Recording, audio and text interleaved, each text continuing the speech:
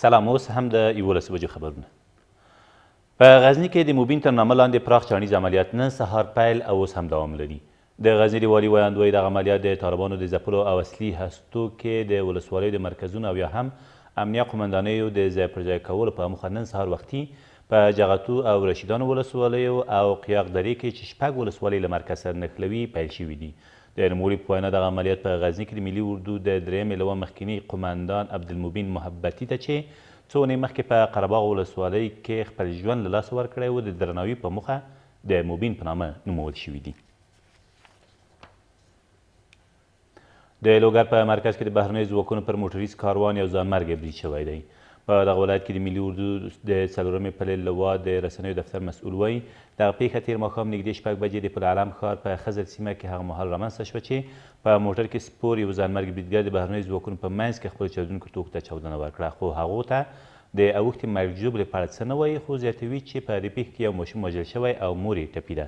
طالبانو د دغه برید مسؤلیت پر غاړه اخیستی او بهرنیو ځواکونو ته یې د تلفاتو د ور اوښتو ادعا کړې، خو بهرنیو ځواکونو لا تر اوسه په دې اړه څه نه دي ویلي. له دې سره سم د دغه ولایت د امنیه قومندانۍ د امنیت عامل سمیع الله اتل د طالبانو په یو برید کې له خپلو 3 ساتونکو سره ټپي شوی دی. ولسمشرۍ ماڼۍ وایي هیڅ مرجع د ولسمشر د حکم د ځنډولو حق نه لري.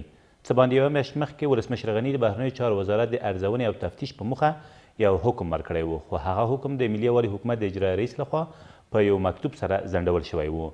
د ولسمشرۍ ماڼۍ د خبرپاڼې له مخې د افغانستان په اساسي قانون کې د ولسمشر صلاحیتونه په واضح ډول تسجیل شوي، نو له مخې یې هیڅ مرجع د ولسمشر د حکم د ځنډولو حق نه لري او د یاد حکم پر بنسټ به د بهرنیو چارو وزارت ارزونه او تفتیش د ګمارل شوي پلاوي له لوري دوام ومومي. د هیواد بهرنیو چارو وزارت ویلي ډیورند فرضي کرښه د افغانستان او پاکستان ترمنځ رسمي پوله نه ده. دغه بنسټ په خبرپاڼه کې اصرار دی چې د اسانتیاو د برابرولو په برخه کې په سری ساته توګه د تورخم دروازې له پرانیستو هرکلی کوي، خو یو ځل بیا یې د افغان دولت پر تلپاتې دریځ چې ډیورند فرضي کرښه د دواړو هیوادونو ترمنځ رسمي پوله نه ګڼي ټینګار کړی دی. مخکني ولسمشر حامد کرزي هم د رسمي پولې په توګه د تورخم بندر یادول تر ګندمک تړون وروسته لوی خیانت بللی او دغه چاره د افغانانو د حق پر وړاندې لویه جفا بللې ده. 2 ورځې مخکې د تورخم دروازه د پاکستان د لومړي وزیر او د افغانستان د ترانسپورت وزیر له لوري په سلی ساعته توګه پرانیستل شوه، خو پر یادې دروازې پر نښلول شویو لوحو تورخم د پولې په توګه یاده شوې ده. د کورنیو چارو وزارت سرپرست د ملي دفاع وزارت مرستیال او د بهرنیو ځواکونو لوی قمندان تېره ورځ د کندوز د امنیتي وضعیت د ارزونې په موخه دغه ولایت ته ولاړل. د ملي دفاع وزارت مرستیال وایي د دولت پر وسلوالو مخالفینو به پوځي فشارونه زیات شي او افغان ځواکونه به د افغانستان د سولې او ثبات دښمنانو له منځه وړو ته دوام ورکړي.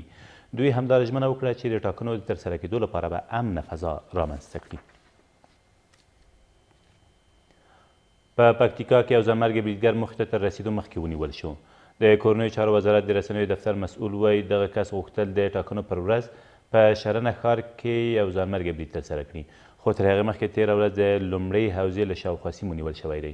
د نوموړي په وینا په دې عملیاتو کې د یاد بریدګر 15 ملګري هم نیول شوي او دمګړې ترې پوښتنې روانې دي. او افغان کرکټ ملي لوبډله به نن د 3 اړخیزو سیالیو په لړ کې خپله 3مه 6 اوریزه لوبه د زیمبابوې پر وړاندې ترسره کړي. د افغانستان د کرکټ بورډ په وینا دغه لوبه به نن مازدیګر 15 بجې د بنګلادیش په ظهور احمد چودري لوبغالي کې ترسره شي. دغه لوبه په داسې حال کې ترسره شي چې تر دې مخکې افغان لوبغاړو زیمبابوې او بنګلادیش ته ماتې ورکړې دي. دا تر دې مهاله وروستي خبرونه، تر بیا مو الله امد.